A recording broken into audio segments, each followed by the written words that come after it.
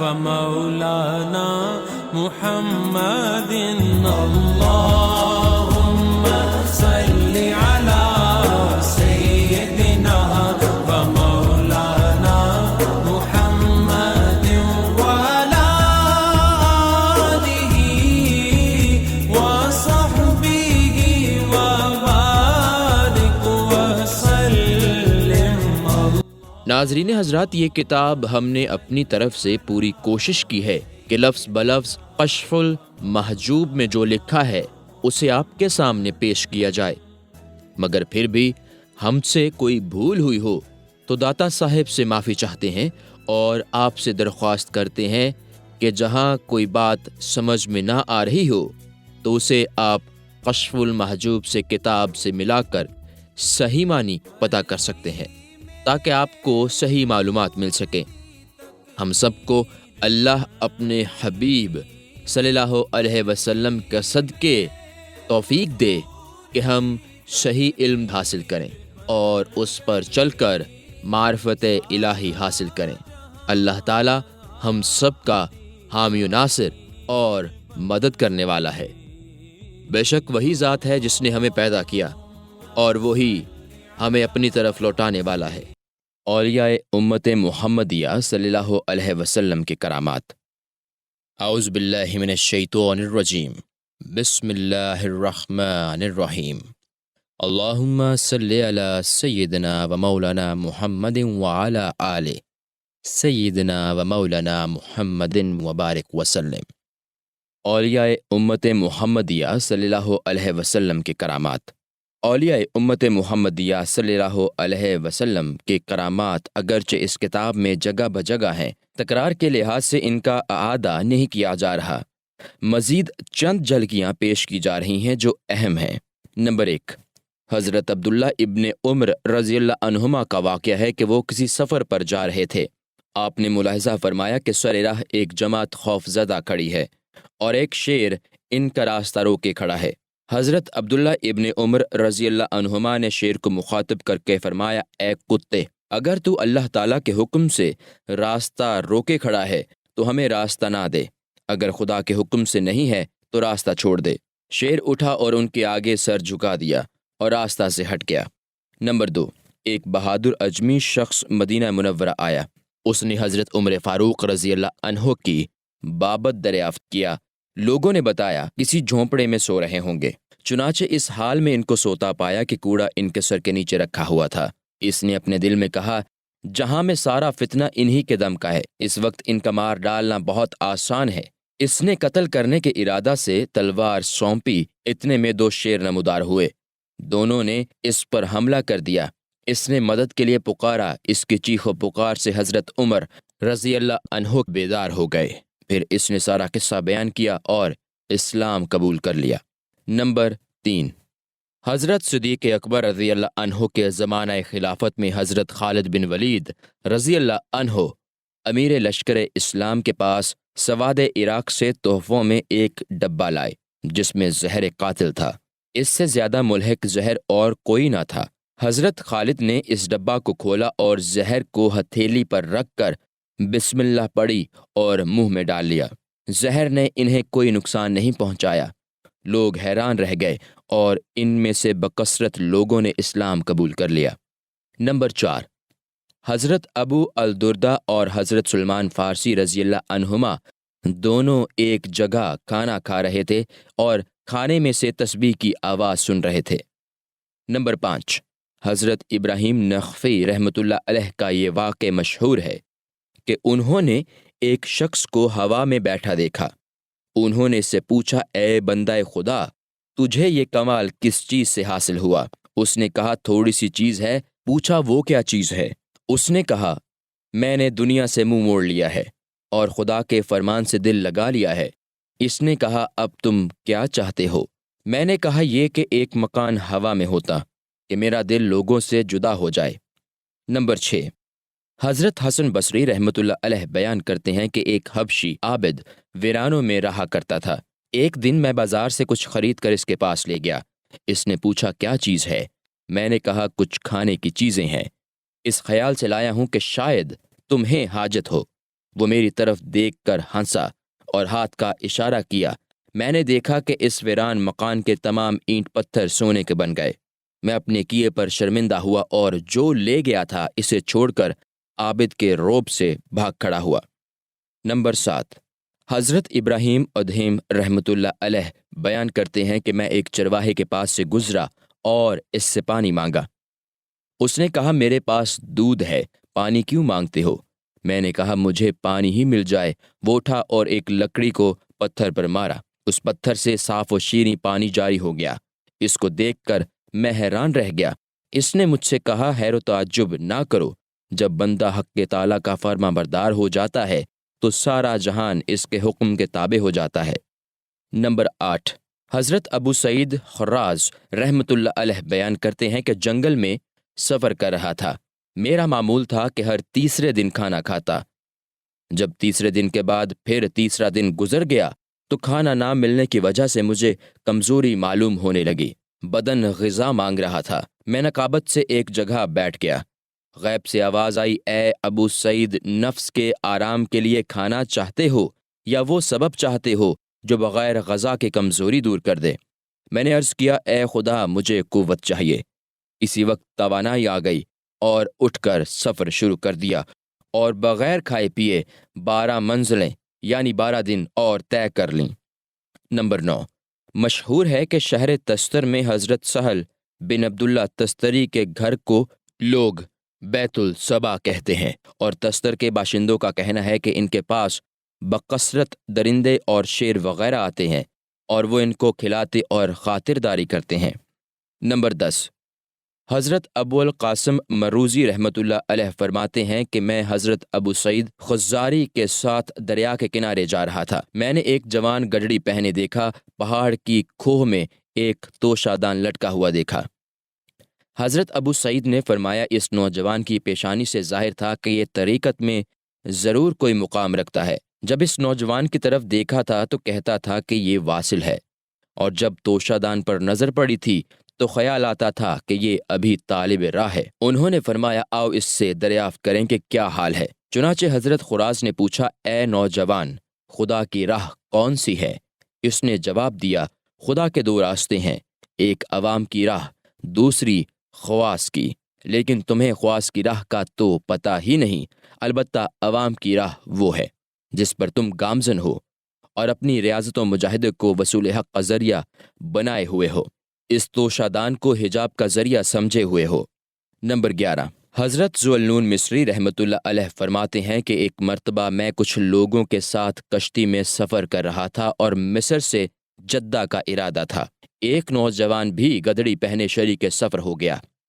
مجھے خواہش ہوئی کہ میں اس کی صحبت میں بیٹھوں، مگر اس کے روب و ہیبت سے بات کرنے کی ہمت نہ ہوئی، کیونکہ وہ بہت ہی معزز تھا اور اس کا کوئی لمحہ عبادت سے خالی نہ تھا۔ یہاں تک کہ ایک دن ایک شخص کے جواہرات کی تھیلی گم ہو گئی۔ اس تھیلی کے مالک نے اس جوان پر الزام لگایا اور وہ چاہتا تھا کہ اس پر سختی کرے۔ میں نے اس سے کہا تم اس سے بات نہ کرو، میں اس سے ابھی معلوم کیے لیتا ہوں۔ چنانچہ میں اس کے پاس گیا اور نرمی سے بات کر کے بتایا کہ یہ لوگ تم پر ایسا شک کرتے ہیں اور میں نے ان کو ظلم و سختی سے روکا ہے، اب کیا کرنا چاہیے؟ اس نے آسمان کی طرف سر اٹھایا اور کچھ پڑھا۔ میں نے دیکھا کہ مچھلیاں منہ میں ایک ایک موتی دبائے نکل آئیں۔ جوان نے ان میں سے ایک موتی لیا اور اس شخص کو دے دیا۔ کشتی میں تمام لوگ اس منظر کو دیکھ رہے تھے۔ وہ جوان اٹھا اور پانی پر قدم رکھ کر چلا گیا۔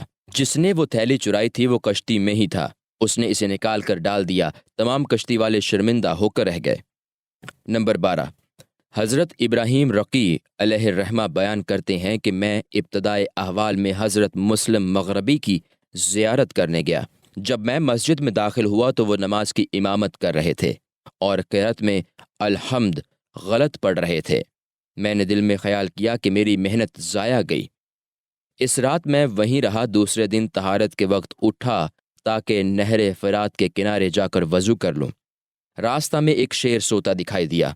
میں واپس آنے لگا، اتنے میں ایک اور شیر چیختا ہوا میرے عقب میں آ گیا۔ میں مجبور ہو کر رک گیا اور اسی وقت حضرت مسلم مغربی اپنے حجرے سے باہر تشریف لائے۔ جب شیروں نے انہیں دیکھا تو سر جھکا کر کھڑے ہو گئے۔ انہوں نے دونوں کے کان پکڑ کر سرزنش کی اور فرمایا، اے خدا کے کتو، میں نے تم سے نہیں کہا ہے کہ میرے مہمانوں کو پریشان نہ کیا کرو؟ اور میری طرف مخاطب ہو کر فرمایا، اے ابو الحسن، تم لوگوں کی ظاہری درستگی کے در پہ ہو، اور حال یہ ہے کہ تم مخلوق خدا سے ڈرتے ہو، اور میں حق تعالیٰ سے ڈرتا ہوں اور باطن کی درستگی کے در پہ ہوں۔ مخلوق خدا ہم سے ڈرتی ہے۔ نمبر 13، ایک دن میرے مرشد برحق رحمت اللہ علیہ نے بیت الجن سے دمشق جانے کا ارادہ فرمایا۔ بارش ہو رہی تھی، مجھے کیچڑ میں چلنے سے دشواری ہو رہی تھی، مگر جب میں نے اپنے مرشد کی طرف دیکھا تو ان کے کپڑے اور جوتیاں خشک تھیں۔ میں نے ان سے عرض کیا تو فرمایا، ہاں، جب سے میں نے توکل کی راہ میں اپنے قصد اور ارادہ کو ختم کر کے باطن کو لالچ کی وحشت سے محفوظ کر لیا، اس وقت سے اللہ تعالیٰ نے مجھے کیچڑ سے بچا لیا ہے۔ نمبر 14، حضرت سیدنا داتا گنج بخش رحمت اللہ علیہ فرماتے ہیں کہ مجھے ایک واقعہ ایسا پیش آیا کہ اس کا حل میرے لیے دشوار ہو گیا۔ میں حضرت شیخ ابو القاسم گرگانی کی زیارت کرنے طوس پہنچا۔ میں نے ان کو اپنے مکان کی مسجد میں تنہا پایا۔ انہوں نے بعینہ میری مشکل کو مسجد کے ستون کو مخاطب کر کے بیان کرنا شروع کر دیا۔ میں نے عرض کیا، اے شیخ، یہ بات آپ کس سے فرما رہے ہیں؟ انہوں نے فرمایا، اے فرزند، حق تعالیٰ نے اسی وقت اس ستون کو مجھ سے بات کرنے کا حکم دیا، اور اس نے مجھ سے یہ سوال کیا اور میں نے اس کو یہ جواب دیا۔ اس طرح میرے باطن کی عقدہ کشائی بغیر عرض کیے انہوں نے فرما دی۔ نمبر 15، فرغانہ میں ایک گاؤں سلانگ نامی ہے۔ وہاں ایک بزرگ زمین کے اوتاد میں سے تھے، جنہیں لوگ باب عمر کہتے تھے، چونکہ اس شہر کے تمام مشائخ سب سے بڑے بزرگ کو باب کہا کرتے تھے۔ ان کے یہاں فاطمہ نام کی ایک بوڑھی عورت تھی۔ میں نے ان کی زیارت کا ارادہ کیا۔ جب ان کے روبرو پہنچا تو انہوں نے پوچھا، کس لیے آئے ہو؟ میں نے عرض کیا، آپ کی زیارت کے لیے حاضر ہوا ہوں۔ شیخ نے شفقت و مہربانی سے میری طرف دیکھا اور فرمایا، اے فرزند، میں فلاں روز سے برابر تمہیں دیکھ رہا ہوں، اور جب تک تم مجھ سے روپوش نہ ہو جاؤ گے میں تم کو برابر دیکھتا رہوں گا۔ جب میں نے ان کے بتائے ہوئے دن پر غور کیا تو وہی دن اور سال تھا جو میری توبہ اور بیعت کا ابتدائی دن تھا۔ پھر فرمایا، اے فرزند، مسافت طے کرنا بچوں کا کام ہے، لہٰذا اس ملاقات کے بعد ہمت کرو کہ حضور قلب حاصل ہو، اس سے بڑھ کر کوئی چیز نہیں ہے۔ اس کے بعد فرمایا، اے فاطمہ، جو ہو لے آؤ تاکہ اس درویش کی کچھ خاطر کی جا سکے۔ وہ ایک طباق میں تازہ انگور لائیں، حالانکہ وہ موسم انگوروں کا نہ تھا۔ اس طباق میں کچھ تازہ کھجوریں بھی تھیں، حالانکہ فرغانہ میں کھجوریں ہوتی ہی نہ تھیں۔ نمبر 16، ماہانہ میں ایک دن حضرت شیخ ابو سعید رحمہ اللہ کے مزار پر حسب عادت تنہا بیٹھا تھا۔ ایک سفید کبوتر دکھائی دیا جو قبر کے اوپر پڑی ہوئی چادر کے نیچے چلا گیا۔ میں نے خیال کیا غالباً یہ کبوتر کسی کا چھوڑا ہوا ہے۔ میں اٹھا اور چادر اٹھا کر دیکھا مگر وہاں کچھ نہ تھا۔ دوسرے اور تیسرے دن بھی میں نے ایسا ہی دیکھا۔ میں حیرت و تعجب میں پڑ گیا، یہاں تک کہ ایک رات میں نے انہیں خواب میں دیکھا اور اس واقعہ کی بابت ان سے دریافت کی۔ انہوں نے فرمایا، وہ کبوتر میرے معاملہ کی صفائی ہے جو روزانہ قبر میں میری ہم نشینی کے لیے آتا ہے۔ نمبر 17، حضرت ابو بکر وراق رحمت اللہ علیہ بیان کرتے ہیں کہ ایک دن حضرت محمد بن علی حکیم ترمذی رحمت اللہ علیہ نے اپنی تصنیف کے کچھ اوراق مجھے دیے کہ میں اسے دریائے جیہون میں ڈال دوں۔ جب باہر آ کر میں نے دیکھا تو وہ لطائف و نکات سے پر تھے۔ میرے دل نے کسی طرح قبول نہ کیا کہ دریا میں یوں ہی ضائع کر دوں۔ انہیں اپنے گھر رکھ کر واپس آ گیا اور کہہ دیا کہ میں نے دریا برد کر دیے۔ انہوں نے پوچھا، تم نے کیا ماجرا دیکھا؟ میں نے عرض کیا، میں نے تو کچھ نہیں دیکھا۔ فرمایا، تم نے دریا میں نہیں ڈالے، جاؤ انہیں دریا میں ڈال کر آؤ۔ حضرت ابو بکر وراق رحمت اللہ علیہ بیان کرتے ہیں کہ اس وقت میرے لیے دو مشکلیں تھیں، ایک یہ کہ پانی میں ڈالنے کا کیوں حکم دیا جا رہا ہے، دوسرے یہ کہ وہ کیا خاص بات ظاہر ہوگی جس کی بابت مجھ سے پوچھا جا رہا ہے۔ ناچار میں اٹھا اور درد دل کے ساتھ ان اوراق کو جیہون کے کنارے لا کر خود انہیں اپنے ہاتھ سے پانی میں ڈال دیا۔ پھر میں نے دیکھا کہ پانی کی سطح پھٹی اور ایک صندوق برآمد ہوا جس کا ڈھکنا کھلا ہوا تھا۔ یہ اوراق اس صندوق میں جا گرے اور اس کا ڈھکنا بند ہو کر پانی کی تہ میں روپوش ہو گیا۔ واپس آ کر تمام سرگزشت بیان کر دی۔ انہوں نے فرمایا، ہاں اب تم نے ڈالا ہے۔ میں نے عرض کیا، یا شیخ آپ کو عزت ذوالجلال کی قسم یہ کیا اسرار ہیں، مجھ پر واضح فرمائیے۔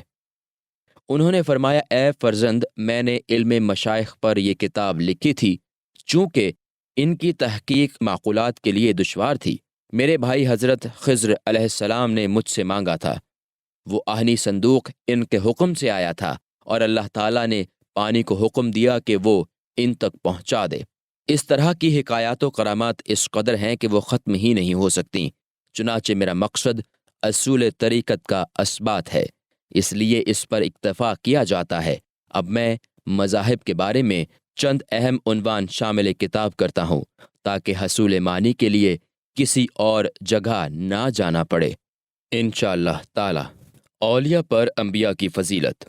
واضح رہنا چاہیے کہ تمام احوال و واقعات میں با اتفاق تمام مشائخ طریقت اولیاء کرام انبیاء کے متبع اور ان کے دعووں کی تصدیق کرنے والے ہیں، اور انبیاء علیہم السلام اولیاء سے افضل ہیں، اس لیے کہ جہاں ولایت کی انتہا ہے وہاں سے نبوت کی ابتدا ہے۔ تمام انبیاء لازماً اولیاء ہیں، لیکن اولیاء میں سے کوئی نبی نہیں، اور انبیاء علیہم السلام صفات بشریت کی نفی میں متمکن و برقرار ہیں، اور اولیاء اس میں عارضی ہیں، اس لیے کہ اولیاء پر جو خاص کیفیت طاری ہوتی ہے وہ انبیاء کا دائمی مقام ہے، اور اولیاء کا جو مقام ہوتا ہے وہ انبیاء کے لیے حجاب ہوتا ہے۔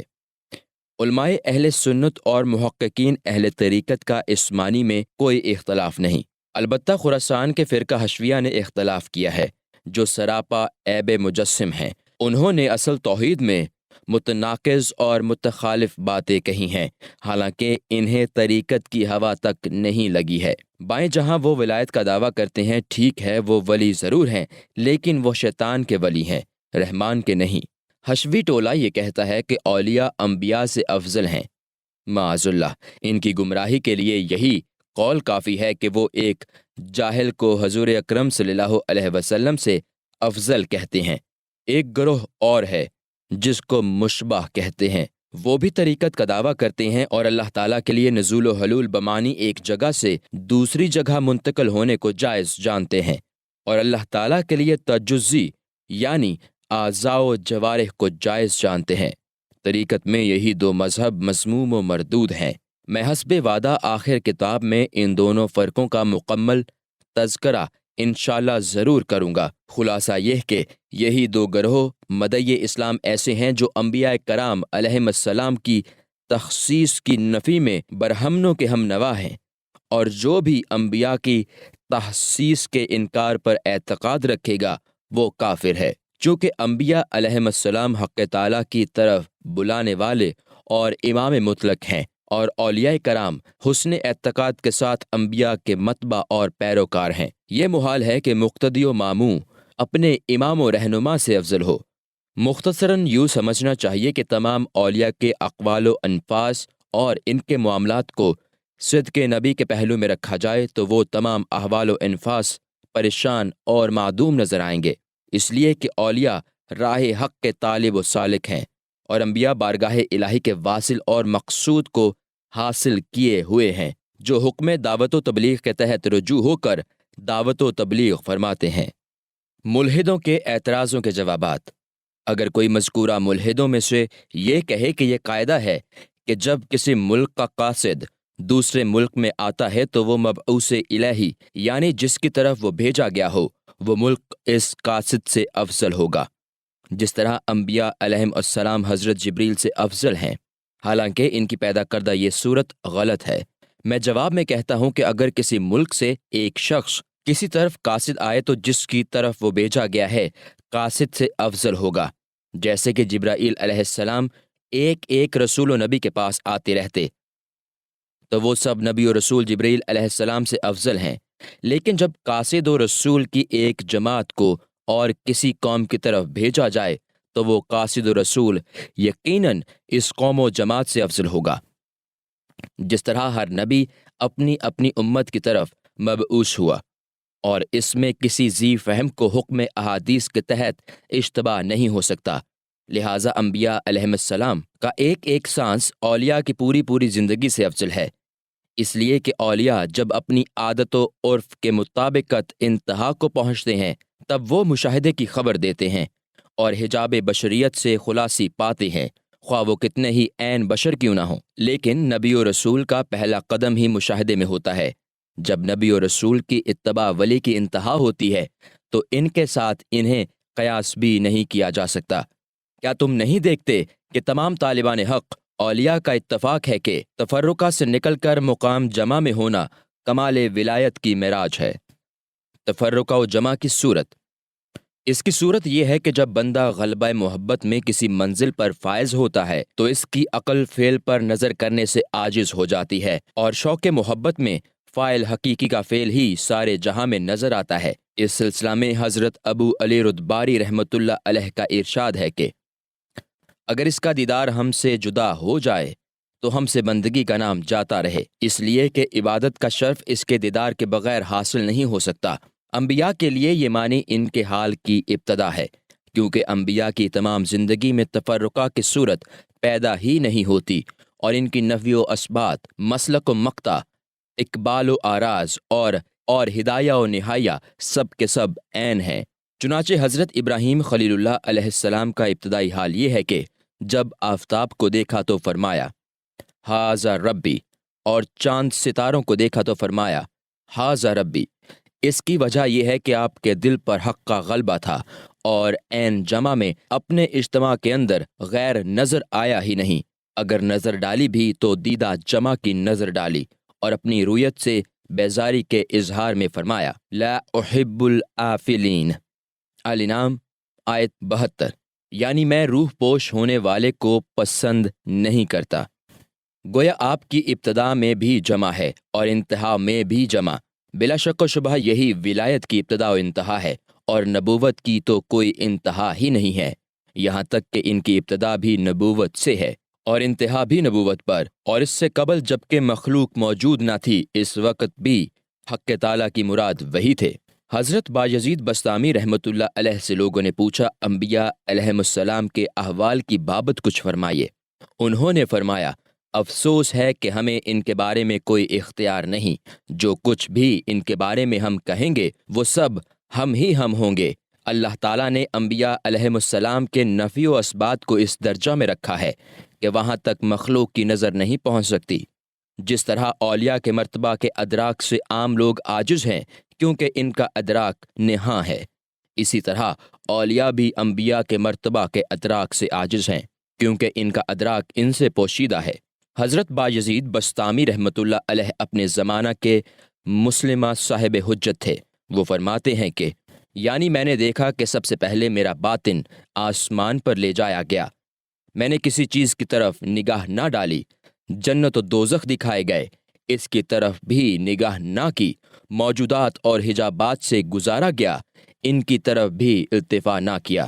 اس وقت میں ایک پرندہ بن گیا جس کا جسم احدیت کا اور اس کے بالوں پر دمومیت کے تھے۔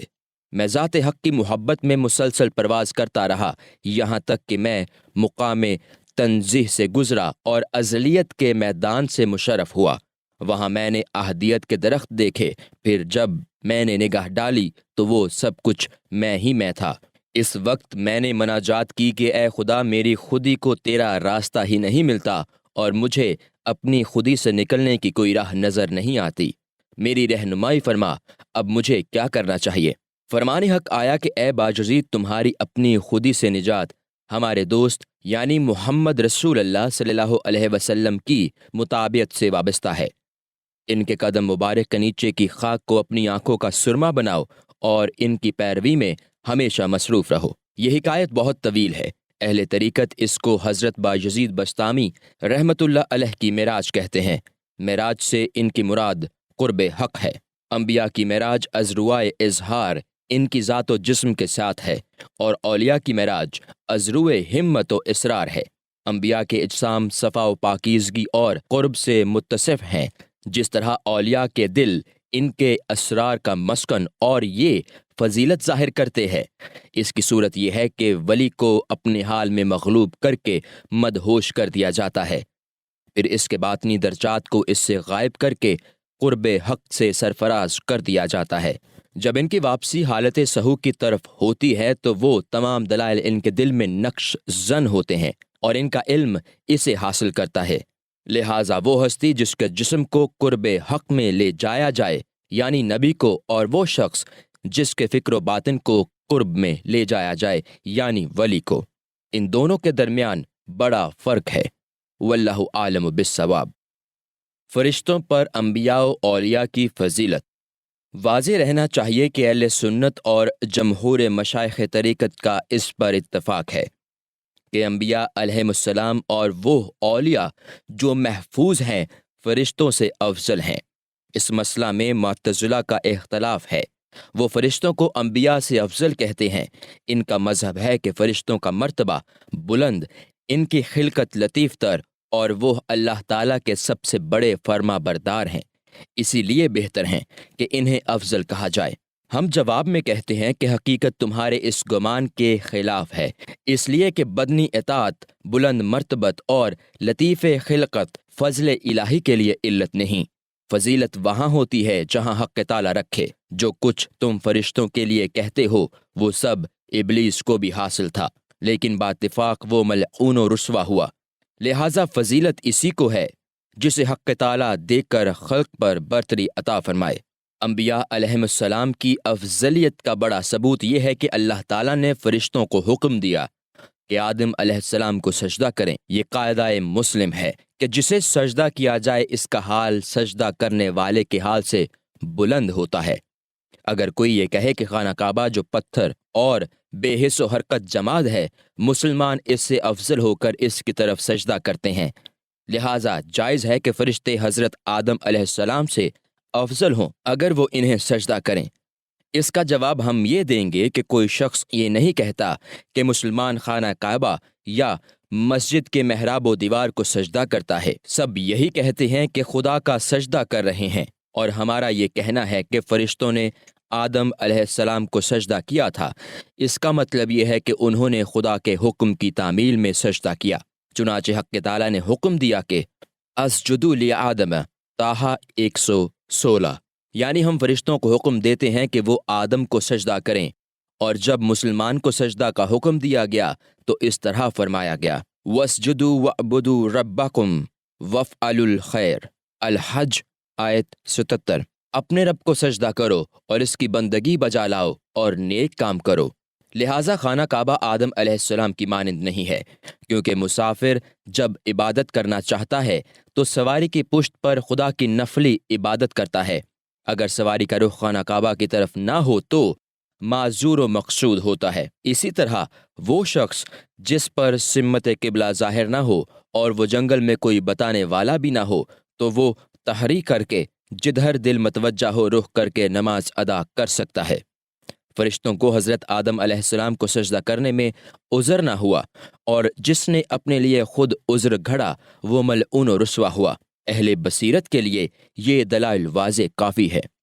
نیز یہ بھی واضح رہنا چاہیے کہ فرشتے اگر معرفت الہی میں انبیاء کے برابر ہیں، لیکن اس سے ان کے درجوں میں برابری کسی طرح ضروری نہیں، کیونکہ فرشتوں کی خلقت میں نہ شہوت ہے، نہ دل میں حرص و آرزو، اور نہ طبع میں ذوق و حلیہ ہے۔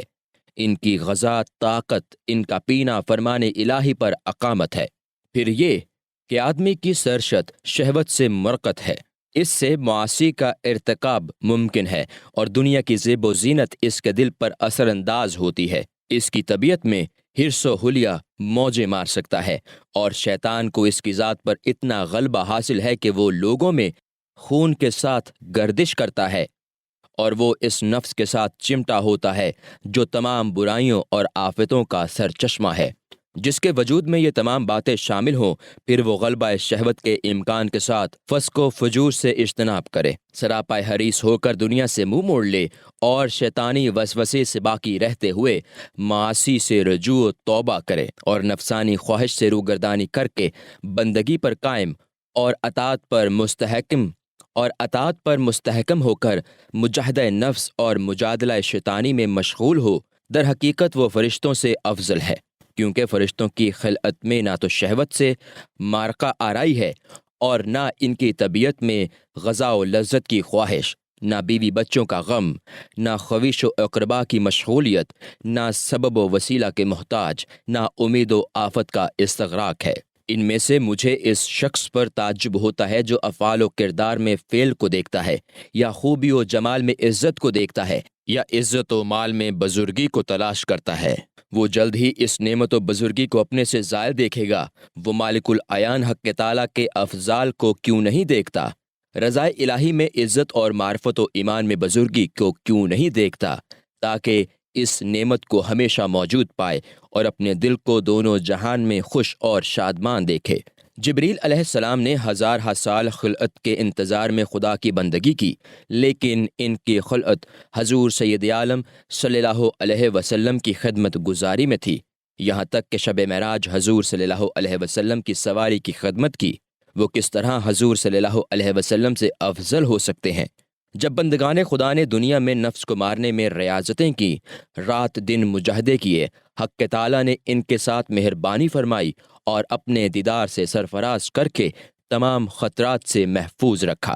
جب فرشتوں کی نخوت حد سے بڑھ گئی اور ہر ایک نے اپنے معاملہ کی صفائی کو دلیل بنا کر بنی آدم کے بارے میں زبان ملامت دراز کی، تو حق تعالیٰ نے چاہا کہ ان کا حال ان پر ظاہر فرمائے، چنانچہ فرمایا، اے فرشتو، اپنے میں سے 3 ایسے بزرگ افراد کو منتخب کر لو جن پر تمہیں اعتماد ہو، وہ زمین پر جا کر زمین کے خلیفہ ہو جائیں اور مخلوق خدا کو راہ راست پر لائیں اور بنی آدم میں عدل و انصاف قائم کریں۔ فرشتوں نے 3 فرشتے چن لیے۔ ان میں سے ایک تو زمین پر آنے سے پہلے ہی زمین کی آفتوں کو دیکھ کر پناہ مانگ گیا، چنانچہ اللہ تعالیٰ نے اس فرشتہ کو روک لیا اور باقی 2 فرشتے زمین پر آ گئے۔ اللہ تعالیٰ نے ان دونوں کی سرشت اور خلقت کو بدل دیا تاکہ کھانے پینے کے خواہش مند ہو کر شہوت کی طرف مائل ہوں، یہاں تک کہ اس پر انہیں مستوجب سزا بنایا۔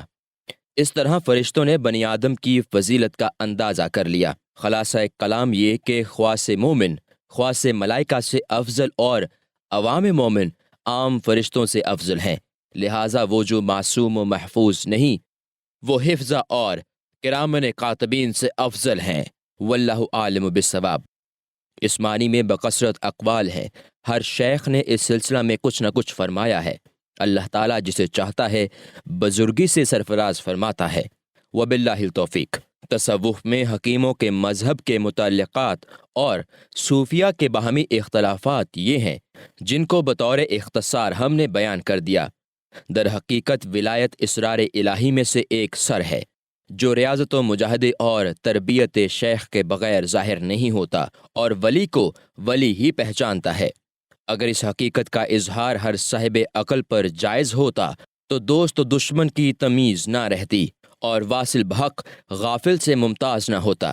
لہٰذا مشیت الہی یہی ہے کہ دوستی و محبت کے جوہر کو ذلت و خواری کی سیپ یعنی صدف میں لوگوں سے محفوظ رکھا جائے اور اسے بلاؤں کے دریا میں چھپایا جائے، تاکہ اس کا طالب اپنی جان عزیز کو اس کے فرمان کے تحت خطرے میں ڈالے، اس جان لیوا دریا میں گزارا کرے اور دریا کی گہرائی میں غوطہ زن ہو کر اپنی مراد کو حاصل کرے، یا اسی طلب میں دنیا سے کوچ کر جائے۔